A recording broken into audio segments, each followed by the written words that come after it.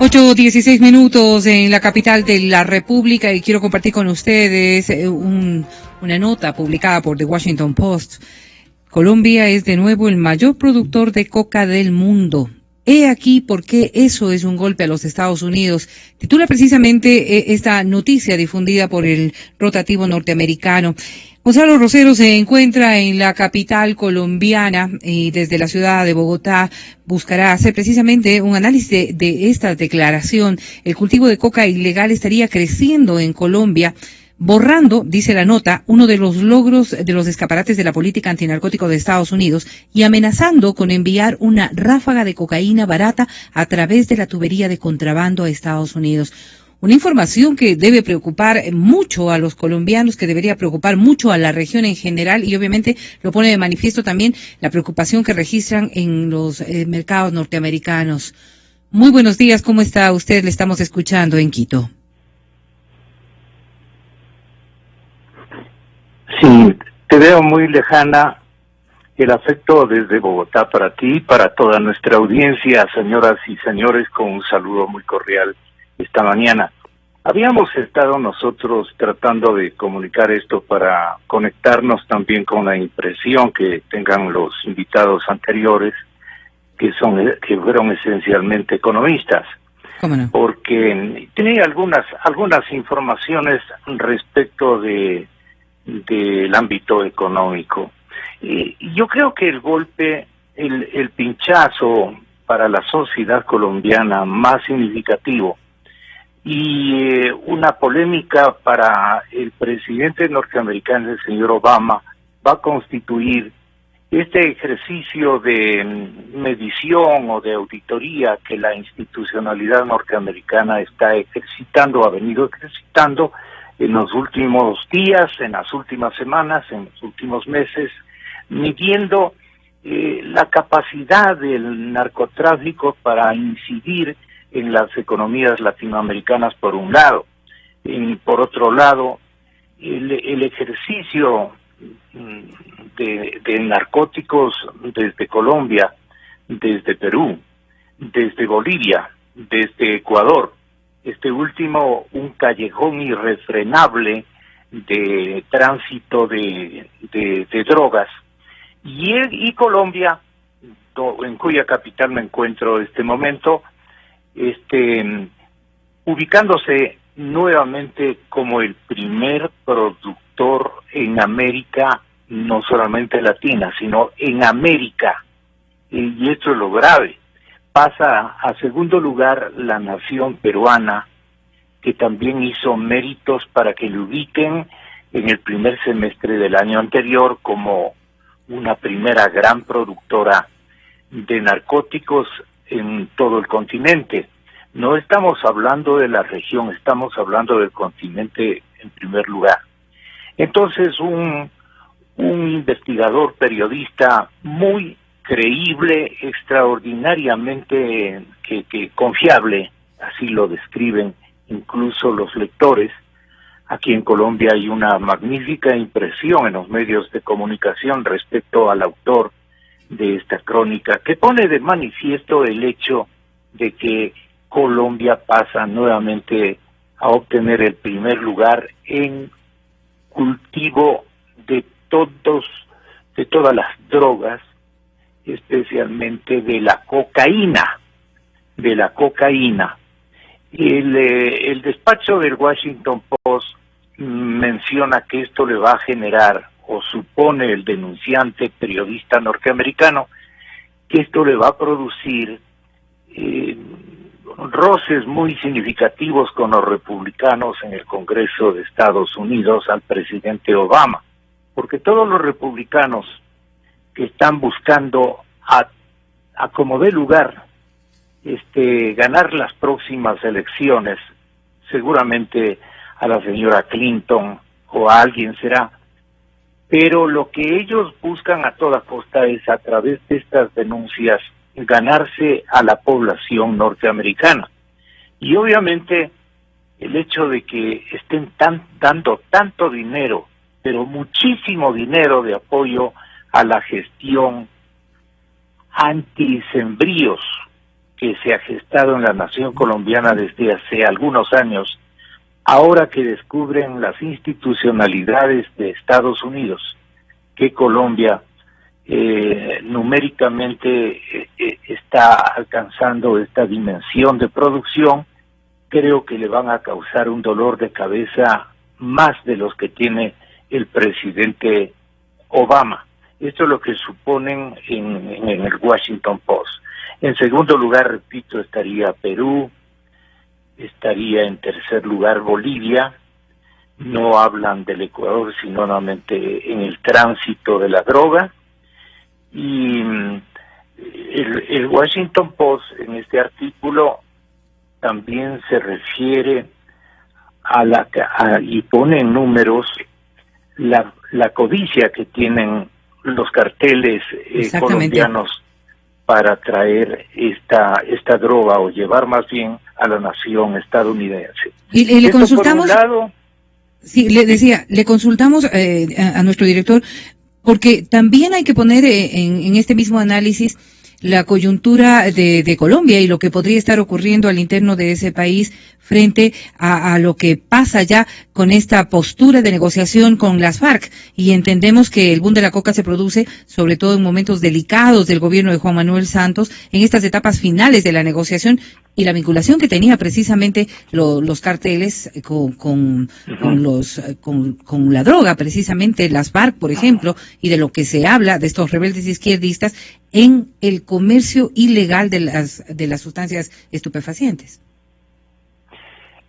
Es lo que no se logra detectar y entender adecuadamente de la sociedad colombiana, especialmente del nivel 2 y 3, porque, para ser más exacto, la clase media colombiana, y Bogotá es un espejo de ello, más bien ha aumentado el respaldo al proceso de paz. Sube en 6 puntos. Hay avances en la negociación del gobierno y de las FARC que dicen en el diario El Tiempo habría influido. Es una encuesta de última data, de último momento, y entonces el acuerdo del gobierno y las FARC sobre el tema de justicia, sumado al que han logrado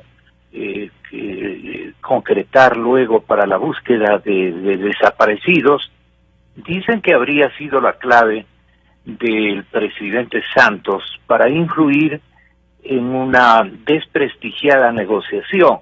Pero como en nuestro pueblo, ocurre en Ecuador, pues cualquier elemento no viene y suma votos, suma bonos en favor de algo que el gobierno maquiavélicamente, con una engañifa de por medio, lo que logra es, en este caso, a través de esta agencia que no es muy confiable en nuestra opinión, alcanzar niveles. Por ejemplo, el último es del 60% de apoyo al proceso de paz. No obstante que uno, cuando conversa con los taxistas, que son los encargados no de transmitirle al turista la verdad, sino más bien una serie de distorsiones de acuerdo con el que va al lado, pues dicen que nadie confía en ese acuerdo y que el negocio no lo van a abandonar las generaciones nuevas de las FARC.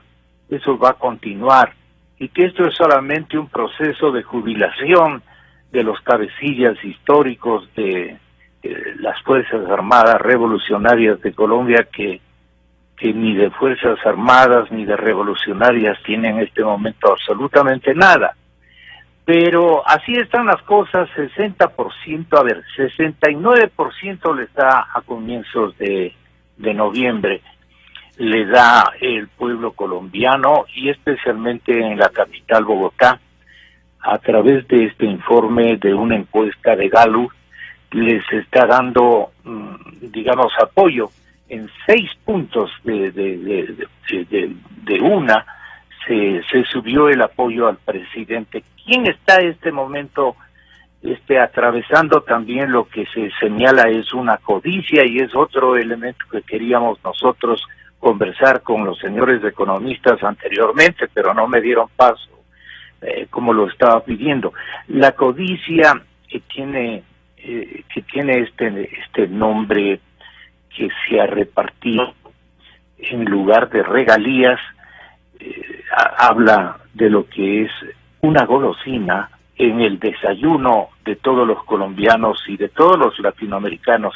Yo creo que de todos los hispano hablantes, la mermelada. Ustedes han oído de la mermelada, es un término famosísimo acá en Colombia, y es que dicen que el expresidente Uribe lo bautizó de esta manera, porque la mermelada está alcanzando para todos los gobernadores de Colombia, de los diferentes departamentos colombianos. La mermelada son unas regalías que el presidente dispuso, el presidente Santos, se le entregue tanto a los gobiernos locales, a los GATS, a las alcaldías y a los gobernadores que aquí tienen tanto peso porque son de elección popular. Entonces, el ministro Juan Carlos Echeverri ha estado, él es el ministro de Economía, ha estado encantadísimo de estar echando a andar la mermelada por todo lado. Ayer hubo una reunión precisamente en un hotel cercano y pudimos contemplar al presidente de la República antes de su viaje, imagínense ustedes, de su viaje a inaugurar un sistema de teleférico en la población de Las Lajas, por todo ese cañón de la iglesia de Las Lajas que todos conocemos.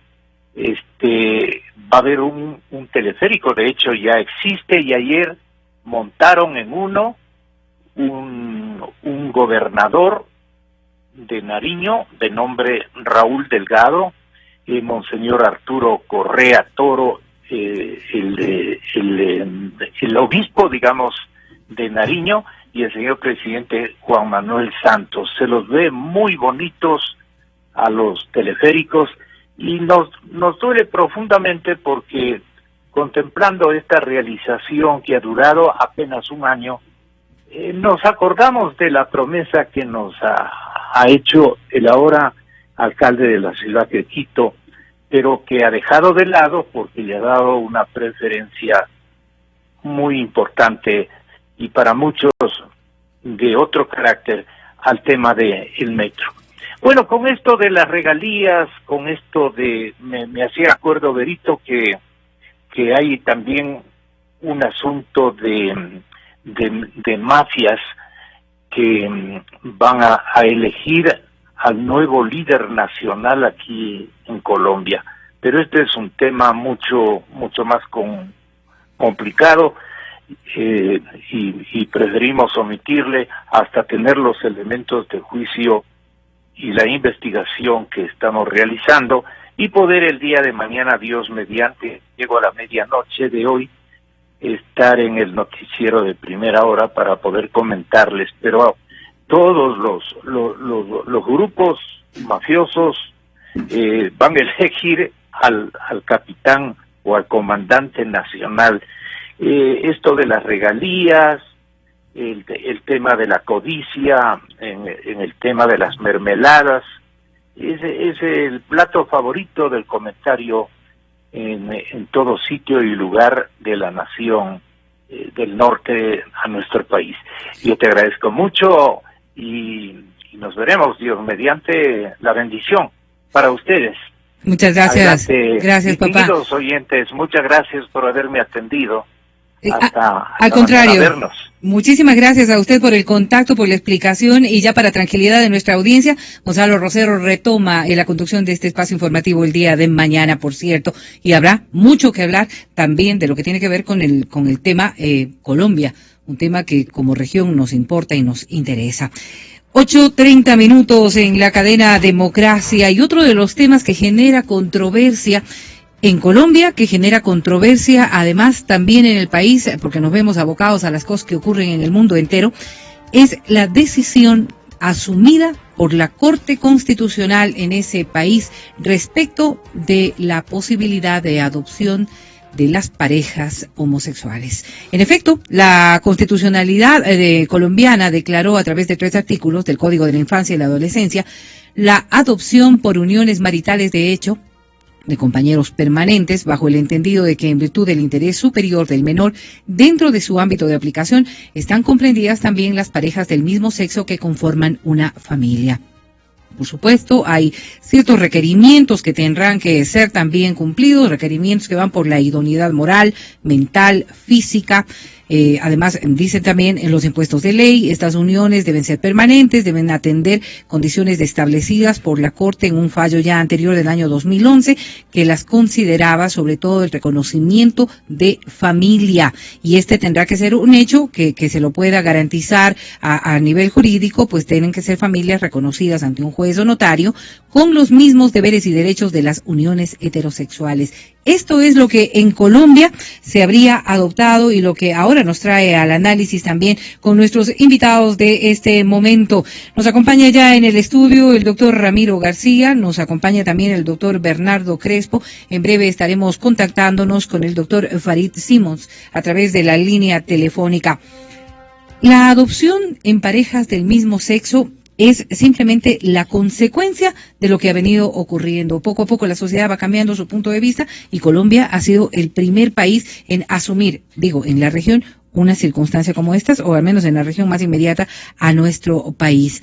Yo quiero, en principio, escuchar el criterio que habría emitido el presidente de la República. Lo hizo en una sabatina del 23 de mayo del año 2013. El jefe de Estado se refería precisamente al matrimonio de las personas del mismo sexo y a la adopción. El presidente fue categórico en señalar que él pensaba que no era lo correcto, o al menos daba un rotundo no a la posibilidad de adopción.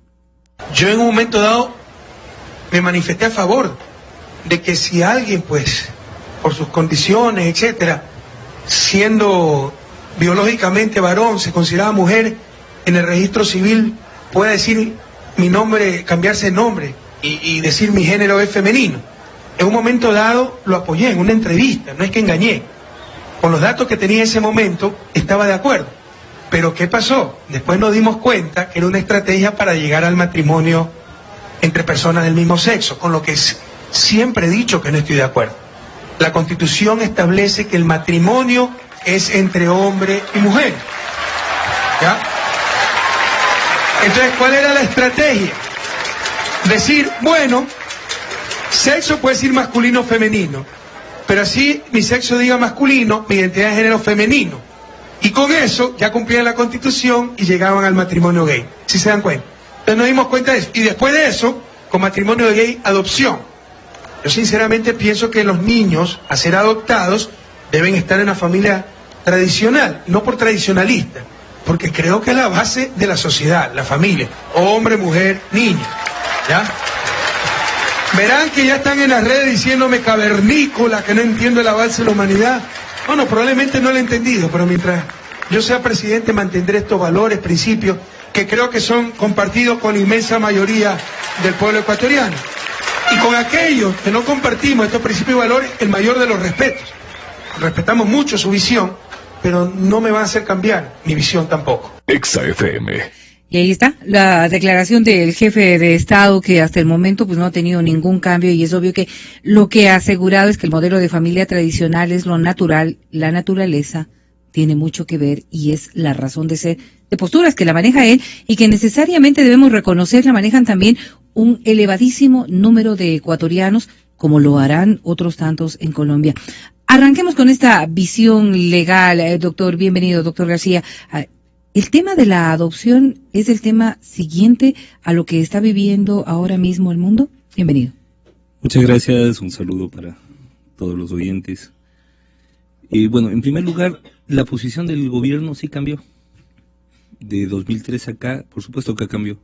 Vea usted las reformas que se están proponiendo actualmente al Código Civil y la posibilidad del género diferenciado en la cédula implica un cambio, es decir, exactamente al contrario de lo que manifestaba el presidente en esta sabatina que usted acaba de retransmitir, de reproducir, ya se reconoce ahora que una persona puede tener un género diferente de su sexo biológico y se le da la posibilidad de que bajo criterios de identificación psicológica pueda voluntariamente y por una sola vez hacer ese cambio. Es decir, ya dieron marcha atrás hace rato. Sobre el tema de la adopción, vamos a ver. Primero, si en algo estamos absolutamente claros, es que el concepto de familia tradicional, papá, mamá, hijos, es un concepto que de una u otra forma en la sociedad actual, por respetable que sea, pues no tiene asidero. Porque de lo contrario, quienes hemos sido criados por madre soltera, por ejemplo, entonces estaríamos considerados como familias disfuncionales, y esto no es así. El concepto de familia se ha ampliado, y no solamente se ha ampliado por la vía de constatación sociológica, sino por la vía de aplicación de derechos. Usted no me puede decir que dos personas que viven juntos, que tienen un hogar estable, que por el hecho de ser del mismo sexo no son familia, pues. Y eso también se dio paso a través del tema de las uniones de hecho. Como el reconocimiento que se da. Por supuesto. Entonces son familia. La pregunta es, ¿estas familias pueden adoptar o no? La Corte Constitucional colombiana ha dado otra vez muestras de el enorme avance del derecho constitucional frente a lo retardatario que tenemos aquí en el Ecuador. La Corte Constitucional colombiana, recordemos, considerada una de las 5 mejores cortes constitucionales del mundo, con sentencias icónicas en un montón de temas que nosotros todavía ni siquiera soñamos tratar. Claro, la reelección del expresidente Uribe es una clara demostración de aquello. Eso entre otras y muchas cosas. Es decir, la Corte Constitucional ha desarrollado su derecho, el derecho constitucional colombiano, y nos ha dado luces varias veces al resto de Latinoamérica y al mundo sobre hacia dónde tienen que caminar los derechos en la región. Este es un caso. Mientras ellos a través de una decisión acaban de autorizar la adopción de menores por parte de parejas del mismo sexo, nosotros todavía tenemos el artículo 68 de la Constitución que prohíbe la adopción por parte de parejas del mismo sexo. Artículo inédito, por cierto. Es decir, nunca, jamás, en ninguna de las constituciones anteriores había existido esta norma. ¿Por qué la incluyeron? Porque nuestra constitución, nuestra oposición, mejor dicho, en 2007-2008, a efecto de descalificar el proyecto de constitución, no se le ocurrió mejor idea que calificarle de constitución homosexual. Entonces, para demostrar los machazos que somos, pues, ¿no?, ahí en la constitución, y para demostrar que no es una constitución homosexual, no se les ocurrió mejor cosa que poner una norma expresa que no debería estar ni ahí ni en ninguna parte, en donde se prohíbe a las parejas del mismo sexo adoptar. La pregunta es, si se permite a las parejas heterosexuales, ¿por qué no se permite a las parejas homosexuales? Eso, de entrada, ya nos enfrenta a un escenario discriminativo. Pero por otro lado, el tema de la protección del menor, eso es fundamental. Cuando hablamos de adopción, estamos hablando de menores que están en las calles, de menores que están abandonados, de menores que están en orfanatos. No es que estamos hablando de quitarle los hijos a nadie para entregarle a una pareja homosexual, no. Estamos hablando de menores que están en las condiciones de desprotección y violencia más altos y más graves que se puede uno imaginar. ¿Qué es lo que ha dicho la Corte Constitucional colombiana? Las parejas del mismo sexo pueden adoptar bajo los mismos estándares de las parejas heterosexuales, es decir, bajo la constatación de estabilidad económica, de estabilidad personal, de estabilidad psicológica, emocional. Exactamente. Entonces, cuando nos oponemos a la adopción de menores por parte de parejas homosexuales, lo que estamos diciendo es mejor para el menor estar en la calle abandonado, es mejor estar en un orfanato, es mejor dejarlo ahí. Porque nosotros no es que nos vamos a hacer cargo, ojo, la gente que se opone no es que dice, ok, yo la voy a adoptar, no, que nadie, si lo van a adoptar los homosexuales, que nadie lo adopte. ¿Verdad? ¿Por qué? Porque si están ahí, es porque no han sido adoptados. Porque no han logrado acceder a una estructura familiar. Y lo que están diciendo es preferible que permanezcan botados en la calle o en un orfanato, que una estructura familiar estable de dos personas del mismo sexo. Esto, con todo respeto, es impresentable. Y eso, a nombre de morales o éticas o religiones, me parece más impresentable todavía un Estado laico. Doctor Crespo, se ha dicho primero, el Gobierno Nacional ya de manera jurídica ha dado el reconocimiento al género de estas personas para que puedan optar precisamente por su propio reconocimiento respecto de cómo se sienten ellos como ciudadanos. El reconocimiento de género implica también un reconocimiento de pareja. La unión de hecho está reconocida. pero aquello deriva en el reconocimiento de una familia con capacidad de adopción. Gracias primero por su invitación. Bienvenido. Segundo, una cordial saludo a todos los radioyentes.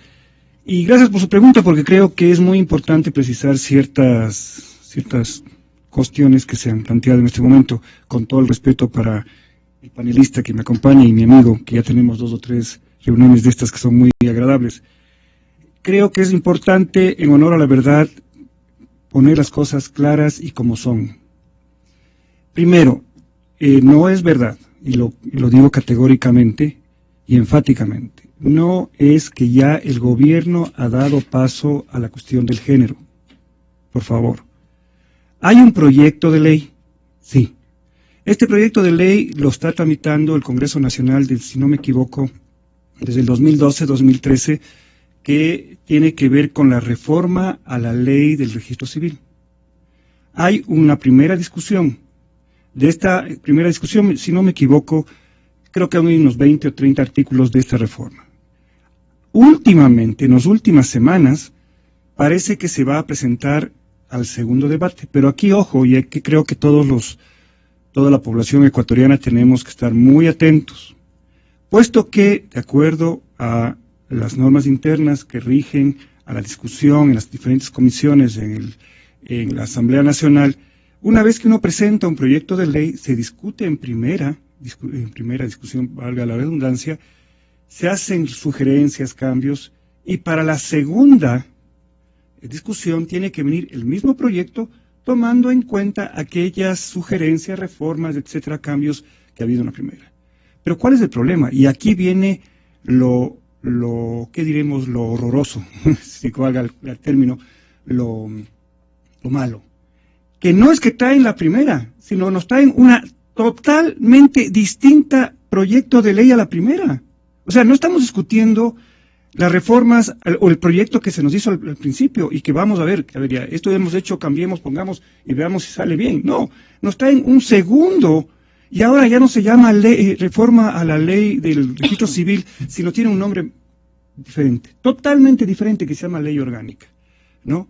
En ese proyecto de ley, ojo, por favor, vuelvo a insistir, se estaría violando esa parte procesal que tiene la Asamblea Nacional de discutir sobre lo anterior. Si es que quieren discutir un nuevo proyecto, tendría que ser una primera discusión nuevamente. Ok, se trae un nuevo proyecto y en ese proyecto, por favor, proyecto, no es ley, no es verdad que ya se ha cambiado el género ni nada de eso.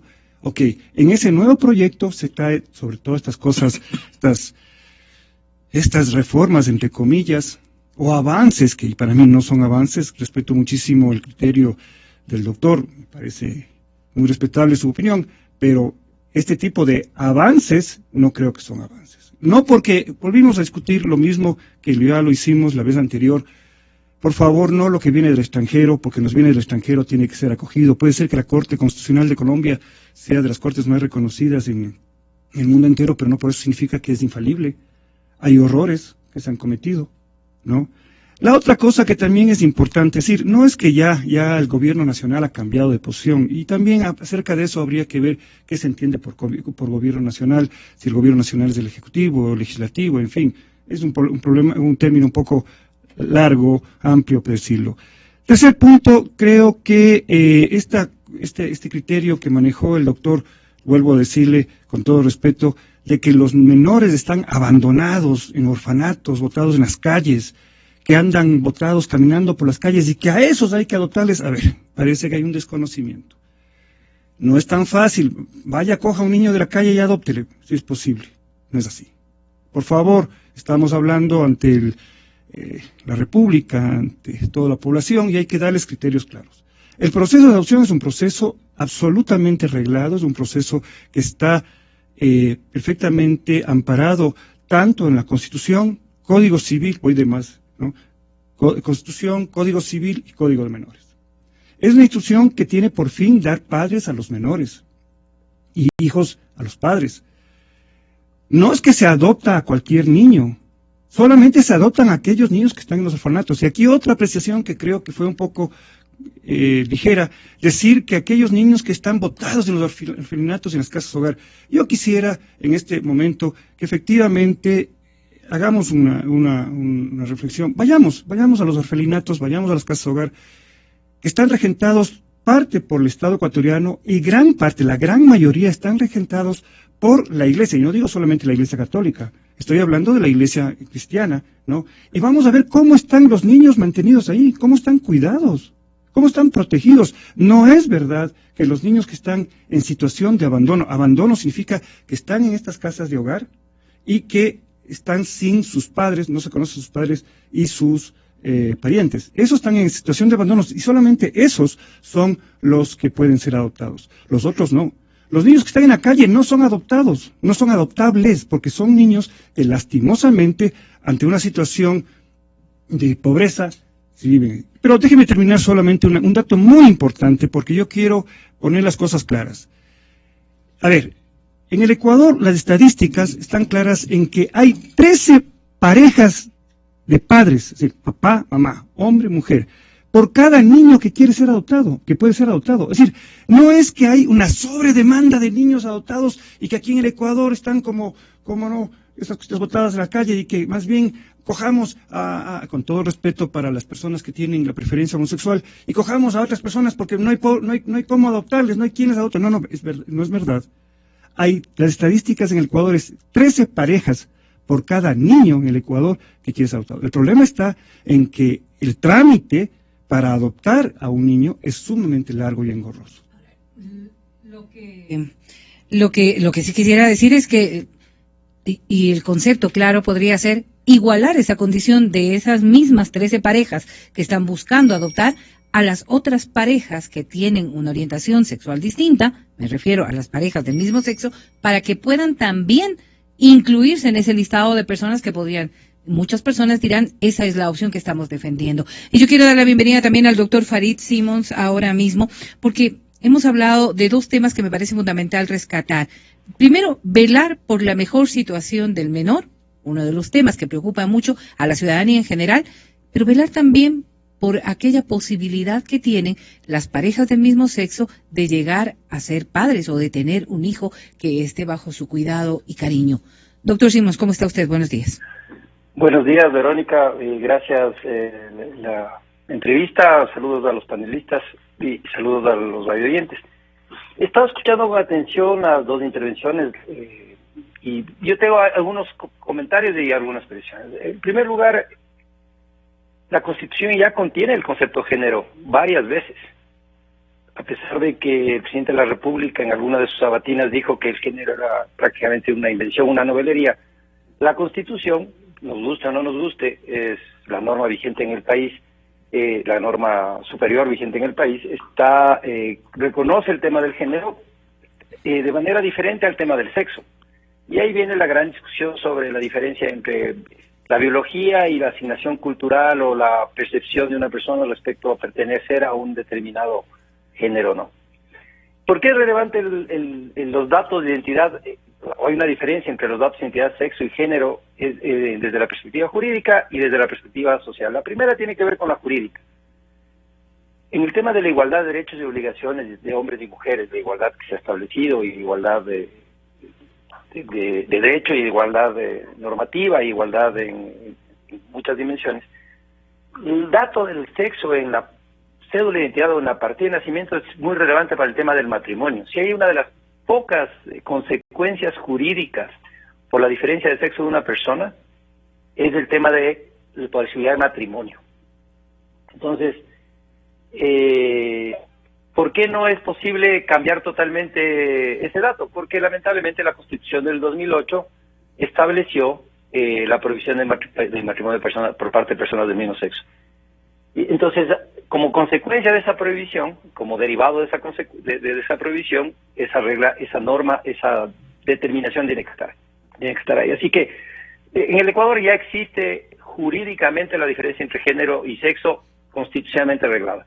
Ahora, el que aparezca una reforma a la ley de registro civil, identificación y cedulación, donde haya la posibilidad de tener en la cédula de identidad una identificación, además del sexo, que sea el género y que sea una decisión en función de la orientación psicológica, de la opción personal de alguien, o por la determinación de una persona, es un debate que tiene que ver con un placebo, digámoslo así, Es un placebo general que tiene que ver con la imposibilidad de matrimonio de personas del mismo sexo.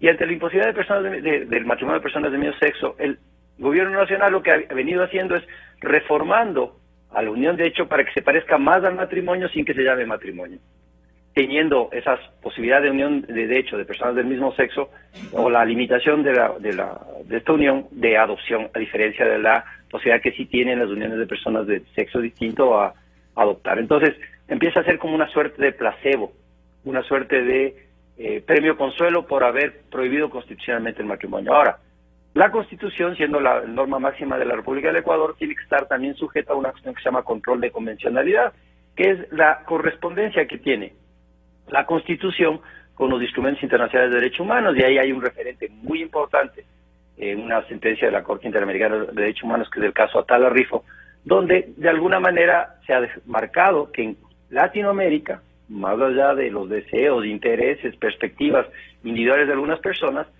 el solo referirse a la orientación sexual de una persona para asignar o restar un derecho es discriminatorio. Y que dentro de esas posibilidades, en esa sentencia de la Corte Interamericana de Derechos Humanos, está el hecho de que las personas tienen derecho a vivir de acuerdo a su orientación, a formar una familia, y que esa familia no pasa, la calificación de familia no pasa por el tema de la diversidad de sexos, pasa por cuestiones de estabilidad, afecto, unión, etcétera. Entonces, ya hay un estándar interamericano sobre la discriminación, y ese estándar interamericano, teóricamente, por las reglas de la Constitución ecuatoriana, debería primar sobre la norma constitucional que es contraria a esa interpretación. La tercera cuestión, me parece que también hay que modificar un poco el enfoque. En el Ecuador, el concepto niñas, niños y adolescentes está vigente desde el año 2003 en el Código de las Niñas, que se estableció o 2002, perdón, que se introdujo al sistema jurídico ecuatoriano como un concepto jurídico. ¿Por qué es importante hacer la diferencia con menores de edad? Porque hay consecuencias jurídicas diferentes entre niños y niñas y adolescentes que están cubiertos bajo esta categoría general de menores, pero por ejemplo los niñas y niños pueden ser consultados, pero no pueden decidir. En cambio los adolescentes pueden decidir, inclusive en materia de adopción, cuando quieren ser adoptados.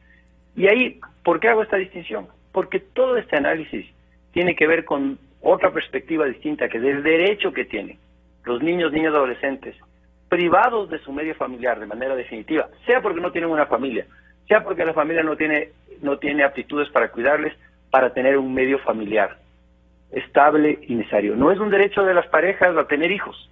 La adopción, desde el año 1986, que se aprobó el primer instrumento de la Declaración de Naciones Unidas sobre Adopción y Hogares de Guarda, tiene una naturaleza de garantía de derechos a vivir en familia. No para asegurar la familia a una persona que no tiene familia, sino para asegurar a un niño una familia adecuada. Y ahí viene el tema de la discusión que se está teniendo en este momento. El argumento general que se ha esgrimido para oponerse a la adopción por parte de personas por parte de parejas del mismo sexo, o incluso por personas célibes con una orientación sexual distinta, ha sido el bienestar del niño. Y en esto la sentencia de la Corte Constitucional colombiana hace eco a muchas otras decisiones judiciales que se han venido repitiendo en la Corte Europea de Derechos Humanos, en la Corte de los Estados Unidos, ahora en la Corte Constitucional colombiana, sobre el tema de que no existe ninguna información científica de relevancia, o es más bien, la mayor parte de estudios científicos dejan de manera indudable el hecho de que no existe ninguna diferencia significativa o importante entre la crianza de un niño en el seno de una familia de una pareja del mismo sexo o en el seno de una familia heterosexual o bajo el cuidado de una persona sola. Sobre esa consideración es que la Corte Constitucional colombiana dice prohibir la adopción por parte de personas del mismo sexo es una discriminación y es una reducción de las posibilidades de cuidado de un niño que ha sido privado de su medio familiar por personas que estén aptas. Eso lo que significa, en otras palabras, es que para poder adoptar hay que ser declarado en aptitud. En el Ecuador, esa aptitud nunca la va a poder conseguir una pareja del mismo sexo porque está prohibido legalmente. Lo mismo pasaba en Colombia. En Colombia lo que se ha hecho es levantar esa prohibición y por lo tanto permitir que las parejas del mismo sexo igual que las parejas heterosexuales, entren a ser calificadas de idóneas, de aptas para recibir una adopción, pero en función del interés de quién, del niño. Y hay una última consideración que quisiera plantearles. Nosotros estamos discutiendo de esto y realmente creo que las discusiones tienen 20 años de atraso respecto a lo que pasa lo que pasa ya en la sociedad. Ahora, hay discusiones mucho más complejas que si hay niños que están privados del medio familiar, abandonados no es el concepto, el abandono es una situación de hecho y después del concepto en el Ecuador es privados de su medio familiar y declarados en adoptabilidad. Hay posibilidad de doble maternidad, hay posibilidad de adopción, la pregunta de la gestación subrogada, hay posibilidades de triple maternidad, maternidad gestacional, maternidad biológica, maternidad de cuidado. Hay posibilidad de que exista una persona, un niño que haya nacido producto de una donación de esperma o una donación de óvulos, de que esto se haya sido implantado en una tercera persona y quienes hayan sido los donantes sean una pareja distinta. Que en caso de una pareja de mujeres, una pareja de lesbianas, la una done el óvulo, la otra sea gestacional y después haya doble maternidad. Las cuestiones que estamos hablando en este momento, por eso no hay que limitarle a una sola perspectiva, son de tanta complejidad y se mueven tan rápido en la sociedad en la actualidad que cada una de estas ideas que estamos diciendo ya en muchos lugares ha sido superadas largamente. Aquí la preocupación central siempre será, ¿es una perspectiva de derechos? ¿Y cuál es la perspectiva de derechos en función de los derechos del niño y de las personas a vivir de acuerdo a sus convicciones, sus creencias? Por eso es tan importante la famosa sentencia de la Corte de los Estados Unidos sobre el tema del matrimonio de personas del mismo sexo. Porque la pregunta que se hace la Corte es, ¿hay alguna limitación para el amor, para las decisiones que se hacen del amor? Para que una persona, porque se enamora de alguien de su mismo sexo, no pueda vivir plenamente en la sociedad de acuerdo al amor y que la sociedad excluya de la posibilidad de la protección legal. Y la respuesta es no. Lo que existe es personas buscando vivir con otras porque se aman. Y si uno considera eso primero y después que los niños tienen derecho a tener un cuidado de las mejores posibilidades posibles y que eso se hace caso por caso, no se descalifica de antemano, creo que nos coloca en una situación distinta en la discusión. Absolutamente, absolutamente, y habrá que agradecer muchísimo precisamente a Farid el análisis en el que nos viene a introducir, doctor Crespo, el derecho que tienen los niños, las niñas y los adolescentes.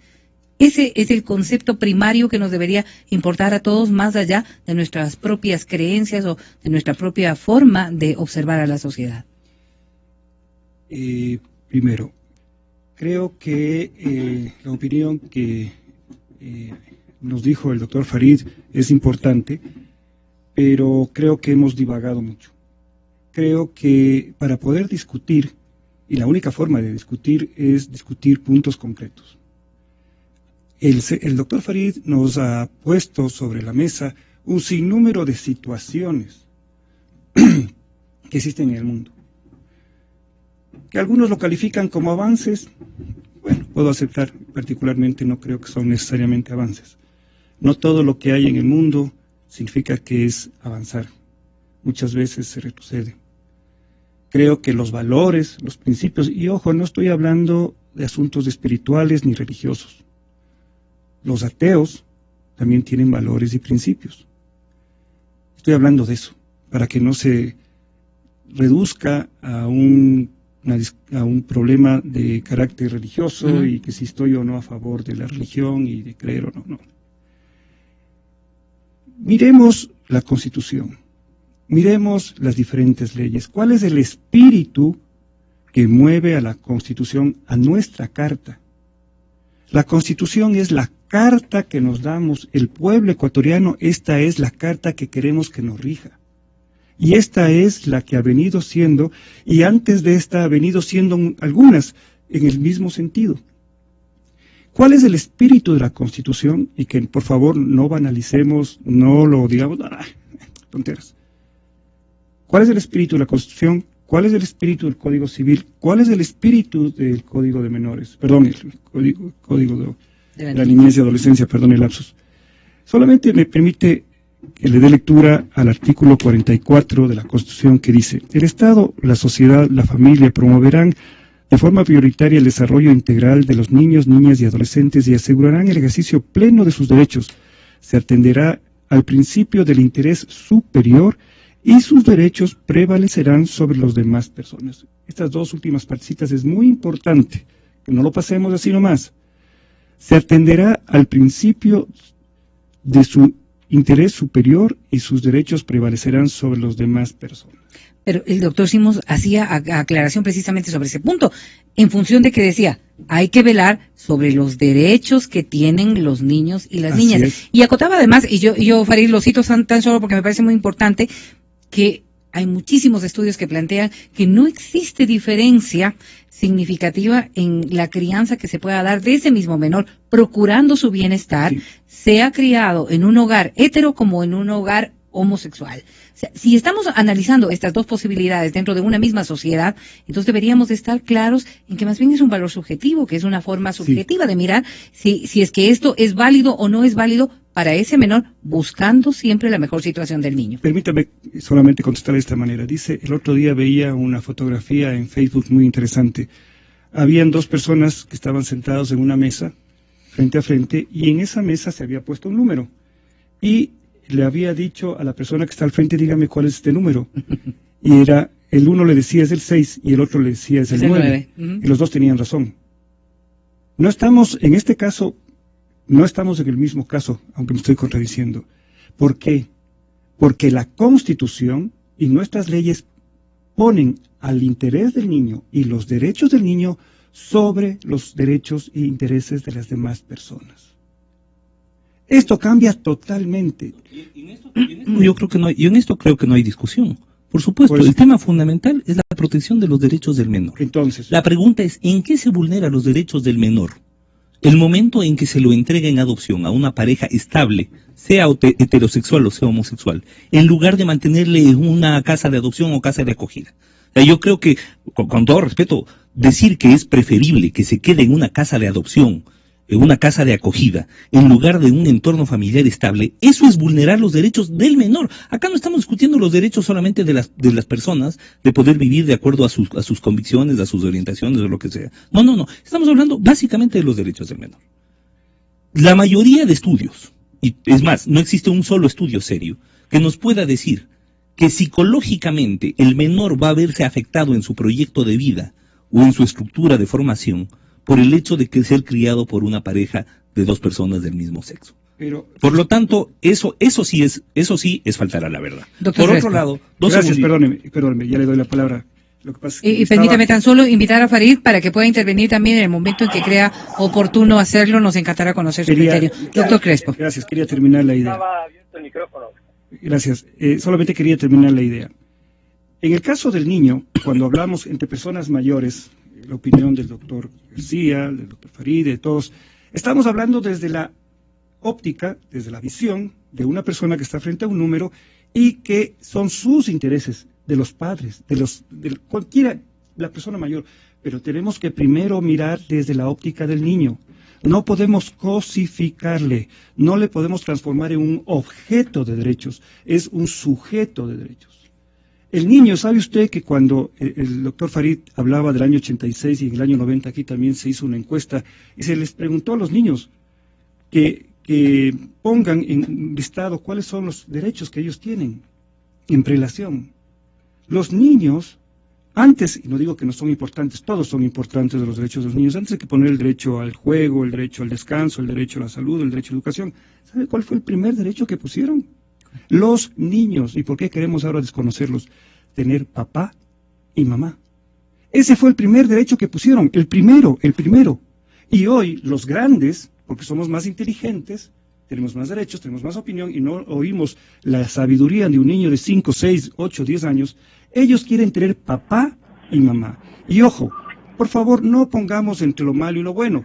Indudable, entre un niño que está botado en la calle y tener a alguien que les quiera, que les recoja, por favor, eso no es punto de comparación. Lo que quiero decirle, y aquí le invito al doctor García, a que también vaya y estudie cuál es el nivel, y aquí hay un dato interesante, cuál es la incidencia en aquellos niños que han vivido en una casa de orfanato o casa hogar, ¿cuántos de ellos inciden en la delincuencia y en la violencia? ¿Sabe qué? Hay muy pocos. La incidencia es mínima. Entonces, preferir que se queden en los orfanatos, ¿y eso se ve?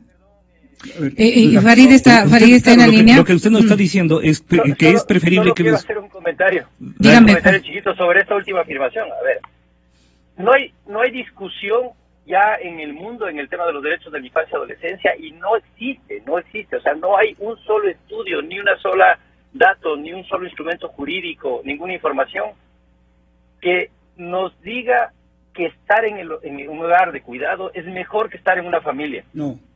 Todos los datos dicen que es mejor estar en una familia. Por supuesto. En una familia. Y lo que los niños escogieron en la famosa consulta del año 90, que es esta famosa consulta que se hizo a raíz de la aprobación de la Convención sobre los Derechos del Niño en el Ecuador, fue que querían vivir en familia. Exacto. No vivir con padre y madre, sino en familia. El concepto de familia es un concepto que jurídicamente, ya desde la década de los 80 del siglo pasado, no se refiere a una forma familiar, sino se refiere a diferentes formas que puede incluir, pero no únicamente, un hogar heterosexual, nuclear, hombre, mujer y niños, pero también incluye otras formas familiares que van desde la persona sola o padre o madre solo con sus hijos, hasta personas del mismo sexo, pasando por otras formas ampliadas que en el Ecuador, por cierto, son muy frecuentes, considerando que tenemos una altísima migración y muchos de esos niños se quedan aquí. No hay un solo estudio que no concluya que es inaceptable que un niño crezca en un hogar de cuidado y no crezca en una familia. No hay forma de reemplazar la familia. Totalmente. No digo el papá y la mamá, la familia. Claro, la familia idónea, y esa idoneidad posiblemente es el aspecto que esa nos idoneidad corresponde. no viene marcada por la orientación de género de los participantes, de los miembros de la familia. Esa idoneidad viene por su estabilidad psicológica, por su estructura personal, por su estabilidad de medios, de recursos, etcétera. Esa es la idoneidad, y eso es lo que tenemos que garantizar. Si acaso que estamos diciendo que las parejas homosexuales tengan un estándar diferente al del resto, no. ¿Por qué? Porque el objeto de protección fundamental es el niño. Y sí, como sujeto de derechos, evidentemente el niño tiene el derecho de tener una familia, y no podemos, como decía Farid hace un momento, circunscribir el concepto de familia al concepto tradicional de papá y mamá, ¿verdad? Entonces, eso por un lado. Por otro lado, lo que yo dije hace un momento, y que de alguna manera, con todo respeto al doctor Crespo, fue tergiversado. Yo he dicho que la posición de gobierno cambió. Y sí, la posición de gobierno cambió, porque de hecho, en cuanto al género, ¿no? El género, que puede ser un género diferenciado del sexo biológico, cambia porque es el bloque de gobierno el que propone esta reforma, este proyecto. Vamos a ver si pasa, vamos a ver si el presidente lo aprueba, pero evidentemente ya implica un cambio de posición. Eso por un lado. Por otro lado, vuelvo y repito, decir acá que los niños en los centros de acogida se encuentran en mejor situación que con una pareja estable de personas del mismo sexo, a estas alturas del partido a estas alturas de la historia, resulta impresentable. Tenemos que proteger a los menores, por supuesto tenemos que proteger a los menores, y se tiene que buscar personas idóneas para su crianza. En eso estamos totalmente de acuerdo. El descalificar la idoneidad de una pareja por su orientación, por su convicción, por sus características, etcétera, eso sí es discriminativo e impresentable. ¿Y hay condiciones como para descalificar precisamente la idoneidad de las parejas que tengan el mismo sexo, doctor Crespo? No. Y mire, yo soy abogado, no soy psicólogo, no soy médico, yo soy abogado. Lo dejo a los entendidos en la materia. Mucho respeto para aquellas personas que tienen esta orientación. Yo lo único que pongo en el tapete es que, cumpliendo la Constitución, no por una cuestión meramente legalista, sino que si está aquí, y si esto ha venido siendo desde que el Ecuador es Ecuador, ¿no? El niño, los infantes, los niños, los adolescentes, antes se llamaban infantes, ahí había esa diferencia, cuando eran antes de 6 años.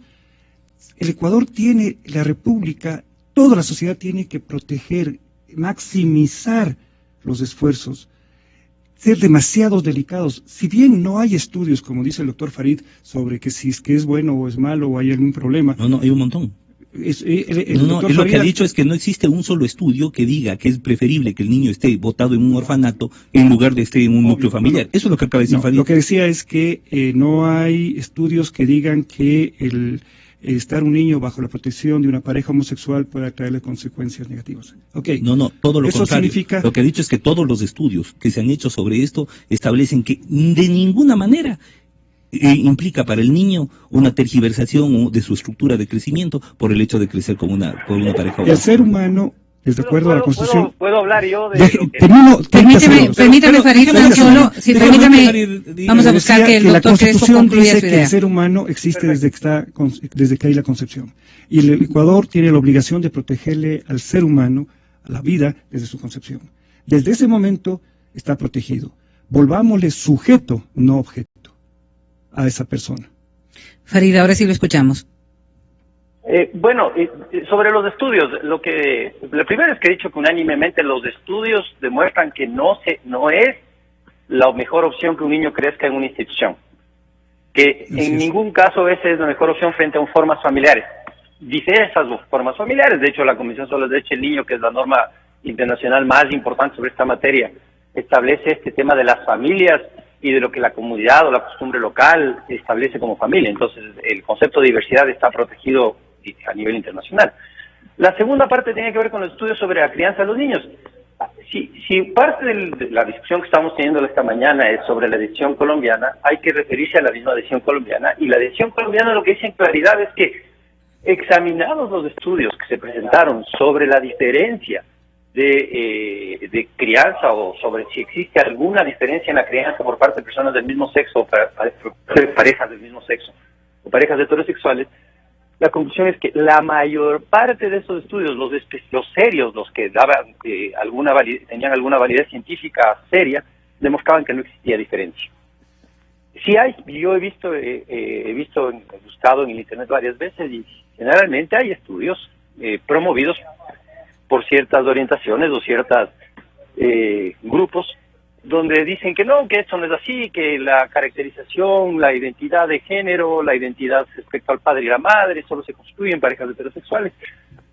Generalmente esos estudios han sido desmentidos posteriormente por problemas de levantamiento de la información o el enfoque que tuvieron. Los estudios que no han sido cuestionados, que tienen validez científica, dicen que no existe diferencia. Quisiera añadir otra cosa más. Yo creo que estamos cometiendo también otro error en este momento. Reducir al tema de la familia y a la discusión sobre el tema de la orientación sexual y de los niños y la crianza al tema de una decisión judicial.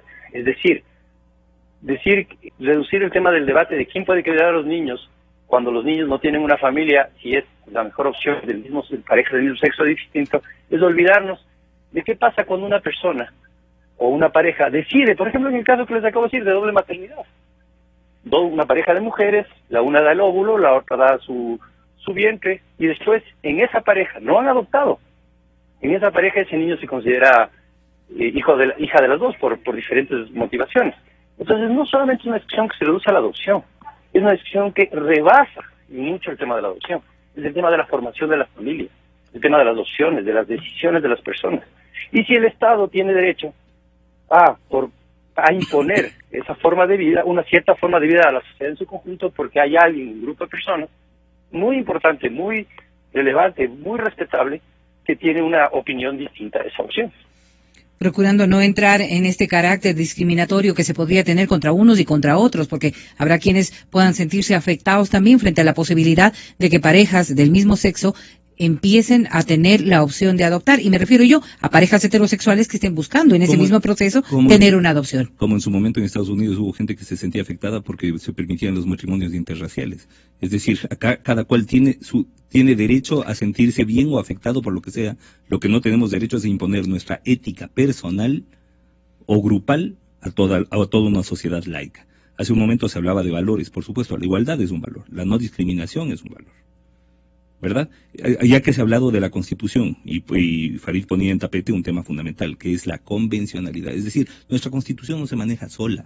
Nuestra Constitución no es independiente de los tratados y convenios internacionales de los cuales el Ecuador es suscriptor. Estándar interamericano, ¿cómo no? Y por supuesto, entonces, como tenemos ya estándares interamericanos y tenemos el principio de convencionalidad, tenemos que asegurarnos que todas nuestras normas, no solo unas pocas, todas se ajusten a los estándares interamericanos de derechos humanos, entre ellos esta prohibición que aparece en el artículo 68 de la Constitución, que evidentemente es vulneratoria del principio de igualdad y no discriminación establecido por la Corte Interamericana y por la Convención Americana de Derechos Humanos. Y estamos analizándolo desde lo jurídico posiblemente porque es lo que compete con abogados como los que están ahora en estos micrófonos. Pero el precedente de lo que ha ocurrido en la Corte Constitucional colombiana marcará también mucho del diálogo y del debate que se dé en países como el nuestro, en donde digamos que el número de personas con una misma orientación sexual pues es bastante significativo y cuyos derechos tendrán que ser también analizados. No quiero dejar de lado, y habrá oportunidad de seguir hablando de este tema, un aspecto que ya lo han puesto ustedes de manifiesto, y es el tema del bienestar del niño en función del amor que pueda recibir, venga de parejas heterosexuales o venga de parejas homosexuales. Ese bienestar, esa tranquilidad y ese crecimiento, asumiendo además que lo que deberíamos buscar nosotros es que estos niños crezcan en hogares, no diría funcionales, sino en hogares sanos, en hogares en donde la concepción de la vida es lo que se respete y la felicidad sea lo que marque precisamente la forma de poder llevarlos en la vida, pues sí deberíamos reconocerlo. Y ahí yo no creo que vamos a discrepar ninguno de nosotros.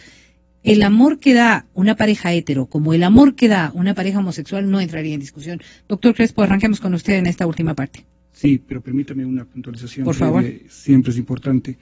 El derecho a la igualdad es un derecho consustancial al ser humano.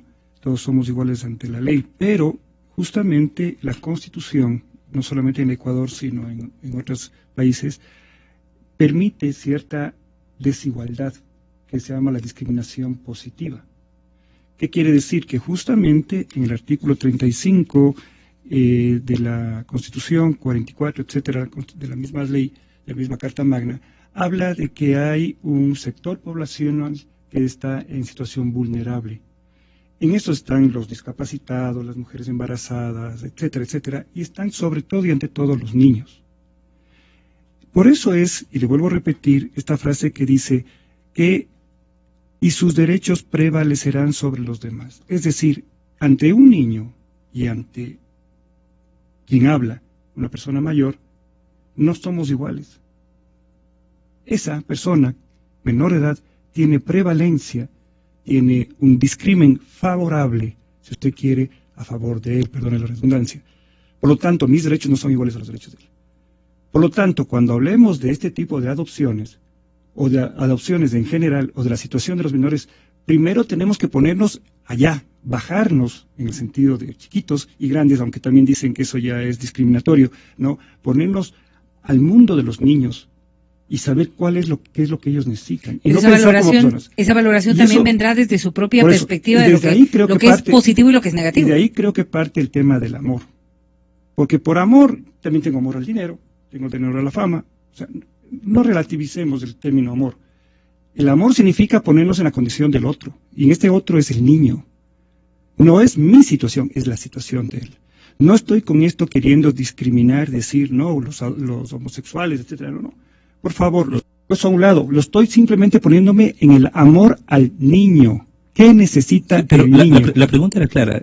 ¿El amor que da una pareja homosexual es diferente del amor que da una pareja heterosexual? Todo depende hacia dónde va. No, a ver, por favor, usted me hablaba de que no relativicemos, o sea, a ver, la pregunta es clara. ¿Es diferente el amor de una pareja de dos personas del mismo sexo del que da una pareja de dos personas de diferente sexo? ¿Sí o no? ¿Hacia dónde? ¿Hacia ellos es diferente? Hacia el niño. Una pareja homosexual tiene diferente hacia el niño. Tipo de amor hacia el niño, hacia el niño. Buscando prevalecer precisamente el interés. ¿Usted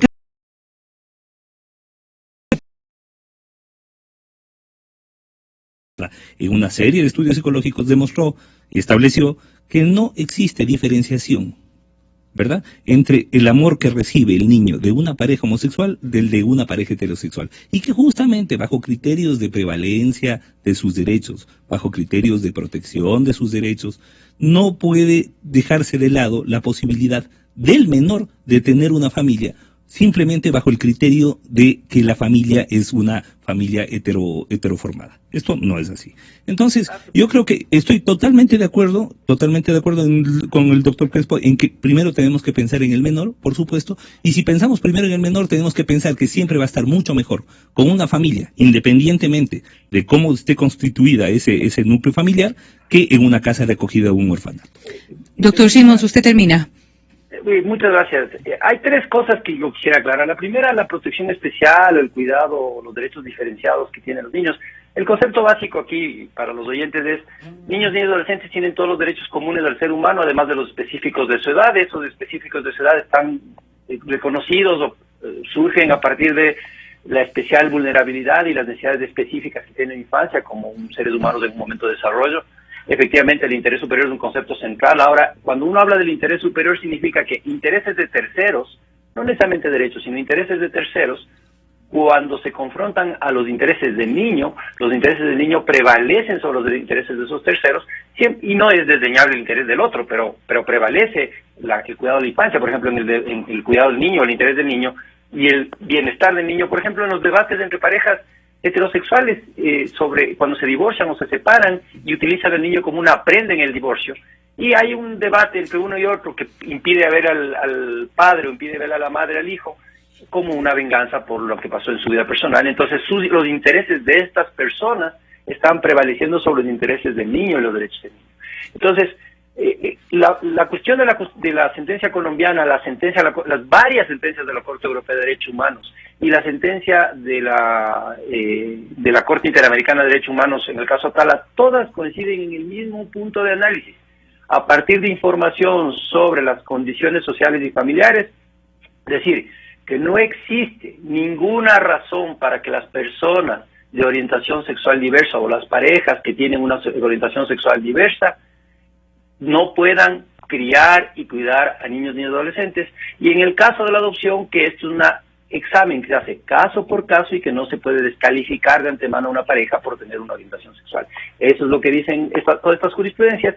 Y hay una pequeña confusión. La discriminación positiva no es lo que pasa en la Constitución del Ecuador respecto a los niños y adolescentes. La discriminación positiva o acción afirmativa, que se llama técnicamente, es a grupos de población que están en la misma condición, por ejemplo, entre adultos afroecuatorianos y adultos blancos, que ahí no hay una distinción de ningún tipo, no existe ninguna diferencia. Al ser una población tradicionalmente discriminada, la población afroecuatoriana, se le puede dar un tratamiento de privilegio de cierto acceso a ciertos derechos durante un periodo de tiempo hasta que se iguale con el resto de la población que no tenían ese tratamiento diferenciado. Esa es la acción afirmativa, porque podríamos caer en la confusión de que la discriminación, bueno, primero, para cerrar, discriminación no es cualquier cosa, no es cualquier distinción. La discriminación es cuando hay una distinción que implica la restricción, vulneración o limitación de un derecho por cuestiones que no son objetivas. La pregunta es, ¿pueden las personas de orientación sexual diversa o las parejas de orientación sexual diversa tener la restricción a formar una familia por esa opción sexual? Y la jurisprudencia interamericana y la jurisprudencia más avanzada del mundo sostiene que eso no está basado en cuestiones objetivas, que son cuestiones de prejuicio, y que por lo tanto esas restricciones de derechos, acceder a formar una familia, por ejemplo, es inaceptable, es absolutamente inaceptable. Eso dice la jurisprudencia. Ahora, después hay personas que no creen, personas que se niegan, personas que no aceptan. Eso es una cuestión de convicción personal que le servirá a esa persona para organizar su vida, para realizar la vida de los suyos, pero en ninguna manera para realizar la vida de los demás. Entonces, este es un tema de derechos, este es un tema de avance de derechos, de reconocimiento, de garantía. Es una discusión compleja, sí, porque efectivamente está rompiendo patrones sociales, culturales, religiosos asentadísimos en la sociedad. Y por cierto, las investigaciones sobre niños que han sido cuidados y criados por parejas del mismo sexo, cuando les preguntan sobre su opinión sobre esa vida, generalmente contestan que es muy buena. Y los datos sobre que les va mal son los mismos extrapolados a la población heterosexual, porque hay muchas familias heterosexuales que maltratan, abusan, son negligentes, son descuidados con sus hijos, igual que las otras parejas. Así que es una discusión de derechos y me parece que ha sido interesante el debate y respetuoso. Y lo hemos analizado, al menos abriendo un poco la puerta a lo que podrá ser también un análisis y un debate a futuro. Son muchas las aristas que todavía va a que tomar en cuenta para que la sociedad ecuatoriana empiece a tomar conciencia de esta que podría ser el siguiente paso, o al menos es lo que pensamos muchos, el siguiente análisis que tengamos que hacer como sociedad. Y miren lo que dicen las redes sociales, simplemente voy a dar lectura a unos poquitos.